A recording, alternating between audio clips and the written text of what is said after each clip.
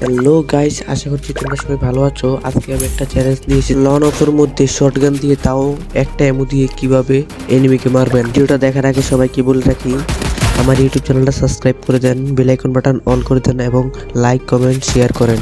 চলেন ভিডিওটা শুরু করা যাক। চলে আসলাম লবিতে। এখন আমরা লন অফ ম্যাচটাকে সিলেক্ট করে নিচ্ছি।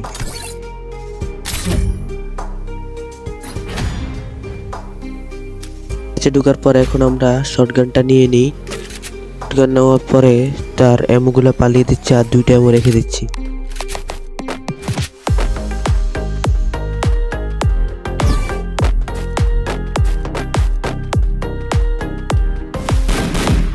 দেখতে পাচ্ছি যে এনিমি আমাদের সামনে আছে, আর এখন এনিমি নিচে নিচে নেমে গেছে।